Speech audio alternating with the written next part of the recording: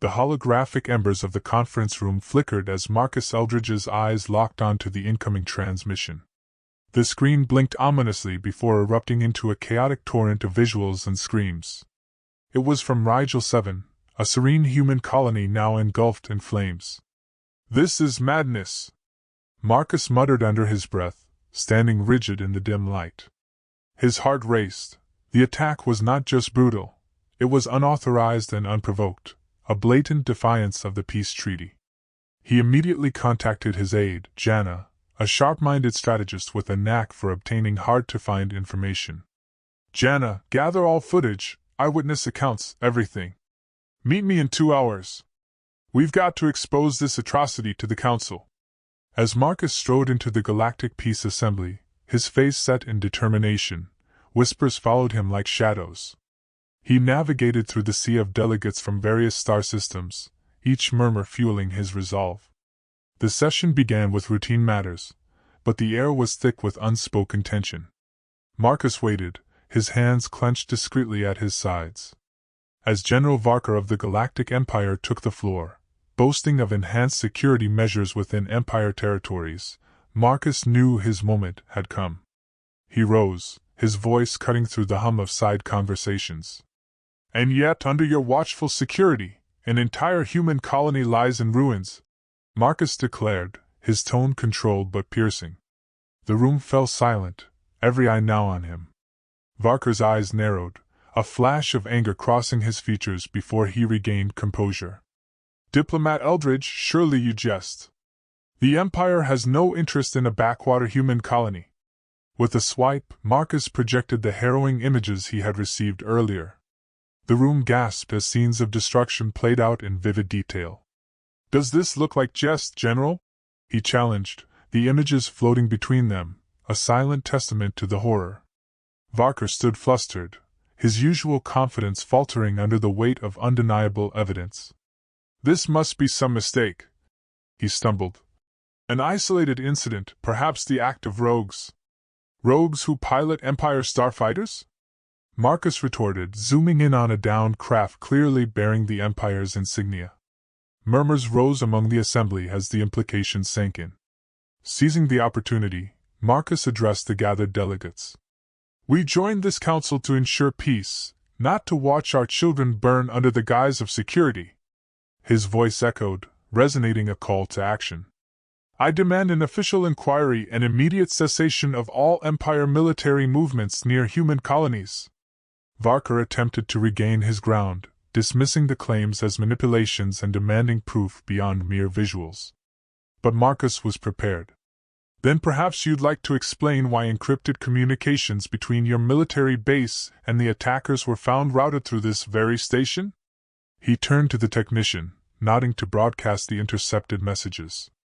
The evidence was damning, the communications clear and irrefutable. The assembly erupted into chaos, with allies and adversaries alike voicing their outrage or defense. Marcus, however, remained a beacon of calm in the storm. His eyes met Varker's, and in them, the general saw not just anger but a promise of relentless pursuit for justice. As the session adjourned amidst calls for sanctions and further investigations, Marcus did not celebrate. He walked out of the assembly room with heavy steps, the weight of impending conflict on his shoulders. Yet his path was clear. He would stand for Rigel 7, for peace, and for the integrity of humanity. Back in his office, Jana awaited with more data, her presence a steady comfort. "We've only just begun, Jana," Marcus said, poring over the files. "We must prepare for what comes next. It's not just about proving them guilty, it's about holding them accountable." As the stars outside his window bore silent witness, Marcus knew this was but the opening salvo in what could escalate into a galactic showdown. But come what may, he was ready to fight, not just for retribution but for a lasting peace. His resolve was as unyielding as the void of space itself. After the revelations in the Galactic Peace Assembly, the corridors of the space station buzzed with tension and uncertainty. Marcus Eldridge knew he had struck a significant blow, but the real battle, to rally the Council against the Galactic Empire, had only just begun. The next morning, Marcus stood by the large viewport in his office, gazing out at the bustling traffic of diplomatic shuttles and cargo carriers. His reflection in the glass was somber, a man bracing for the tempest ahead. He turned as Jana entered, her data pad teeming with schedules. "We have a tight day, Marcus. Your meeting with the Alari delegates was moved up. They're uneasy about siding against the Empire openly." Marcus nodded, his mind racing through strategies. "Let's remind them of their own skirmishes with the Empire. Shared grievances can be powerful glue, Jana." As they approached the Alari suite, the metallic doors slid open to reveal a room dimly lit by bioluminescent plants, a comforting ambience for the aquatic Alari. Delegate Thalos, an imposing figure with translucent scales, greeted them. "Diplomat Eldridge, your claims have stirred much unrest." Thalos began, his voice a deep rumble. "Why should we risk the Empire's wrath for humanity's plight?" Marcus met his gaze, his demeanor composed. "Because yesterday it was a human colony, but tomorrow, it might be an Ilari moon. The Empire respects strength, Thalos. Together, we can present a united front." Thalos considered this, his eyes reflecting the soft light of his home world's aquatic glow. "We will consider your words, human. The currents of war are dark and deep." The meeting set the tone for the day. From the aquatic chambers of the Alari to the arid, warm halls of the Javak diplomats, Marcus navigated the diverse cultural waters of the Council's members. Each species had its own fears and ambitions, and Marcus deftly addressed them, weaving a tapestry of common cause against the Empire's aggression. In the cool, shadowed meeting room of the Javak, whose reptilian members preferred the dark, the conversation turned tense.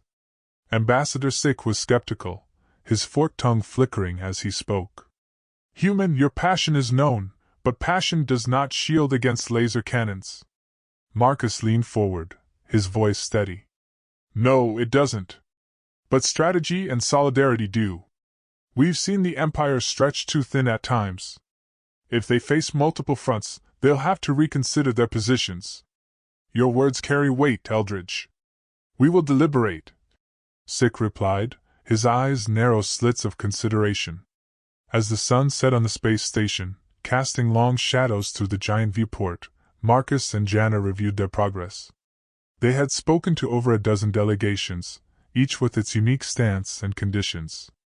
"Jana, set up a secure comm channel with the Gathri," Marcus instructed, rubbing his tired eyes.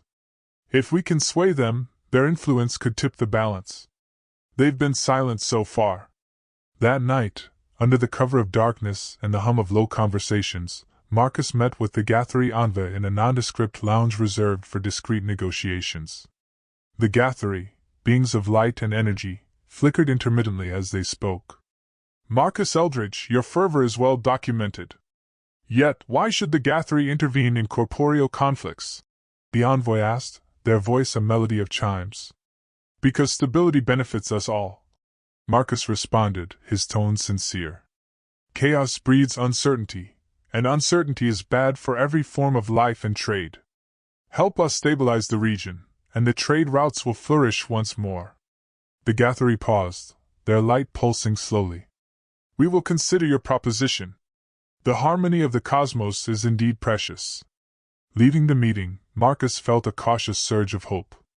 The Gathri's support would be a major advantage, but he knew better than to count on promises alone. Back in his office, Marcus looked over the galaxy map, plotting, planning. Each conversation, each promise was a star in the constellation of his strategy, and he needed them all to align. "Jana, tomorrow's agenda?" he asked, not taking his eyes off the map. "We've meetings with the Tveoans and then the human colony's representatives. And the press has caught wind of something. They'll be swarming for comments by morning." "Good," Marcus replied with a grim smile. "Let's ensure they have something inspiring to report. It's time to show the Empire that their actions have consequences." Exhausted yet determined, Marcus finally retired to his quarters. As he drifted into sleep, his last thought was of Rigel 7, the memory of its burning fields and terrified citizens fueling his resolve. He wasn't just a diplomat anymore. He was a beacon of hope, possibly the spark that would ignite the flame of resistance. And he would not falter. Too much depended on him. The final day of negotiations dawned crisp and clear on the Galactic Peace Assembly Space Station. Marcus Eldridge awoke with a sense of resolve. Today was the day he would either forge a new path toward peace or see his efforts dissolve into the vacuum of space politics. As he prepared for the day, Jana briefed him on the latest support tallies. "It's close, Marcus. The Tvayans are in, but the Gatheri have yet to declare publicly. Their support could swing the undecided." Marcus nodded, absorbing every piece of data. "We'll need to be sharp today. Every word counts." The assembly hall buzzed with anticipation as delegates filed in. Marcus's gaze swept across the room, noting the clusters of whispered strategizing. It was a high-stakes chess game, and the entire galaxy was the board. General Varker entered with his entourage, his demeanor one of unconcerned arrogance. As he passed Marcus, he offered a smirk that spoke volumes of his confidence. "Looking forward to the spectacle, Eldridge." Marcus returned the look with a steely gaze.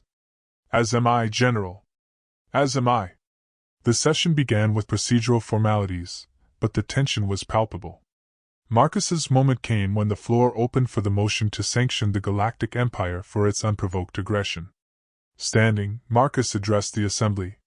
His voice was calm, yet carried the weight of the stakes involved. "Esteemed delegates, we stand at a crossroads. One path leads to unchecked aggression, the erosion of our peace.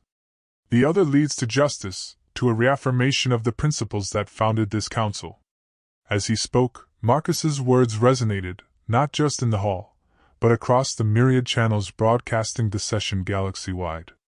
He laid out the evidence once more, the intercepted communications, the testimony of survivors, the undeniable visuals. General Varker's rebuttal was swift and harsh. "This is nothing but fear-mongering by a lesser power, desperate to undermine the stability the Empire provides." The debate raged, back and forth, arguments and counterarguments swirling like a storm. Marcus held his ground, his responses sharp and focused. He knew every word shaped not just opinions but potential futures. As the final hour approached, the Gatheri envoy's arrival sent ripples through the room. They glided to their seat, their forms shimmering with light. All eyes were on them as they stood, their voice chiming like a crystal bell. "The Gatheri have observed much. We seek harmony and find that the actions of the Galactic Empire have sown discord. We vote for sanction." A murmur swept through the chamber.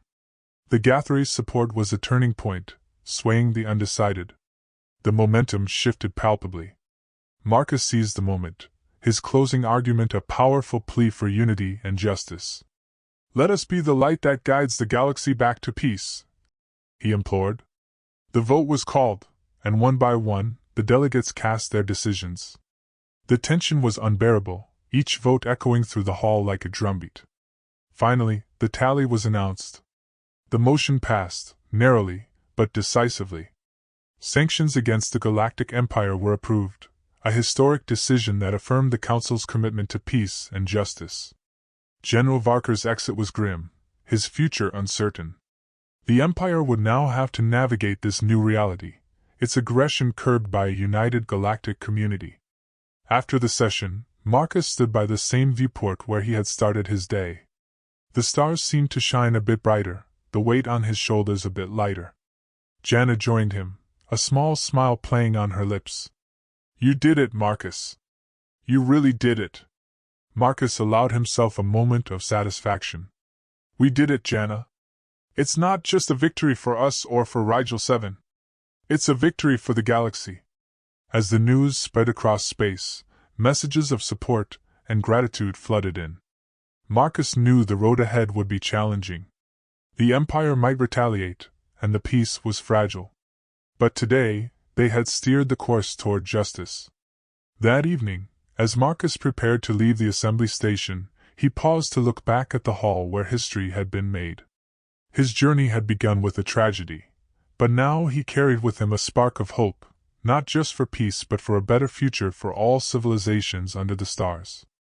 The chapter closed on Marcus Eldridge not as a mere diplomat, but as a pivotal leader whose courage and resolve had reshaped the galactic landscape. His fight was far from over, but for now, the galaxy stood united, a testament to the power of collective action and moral courage.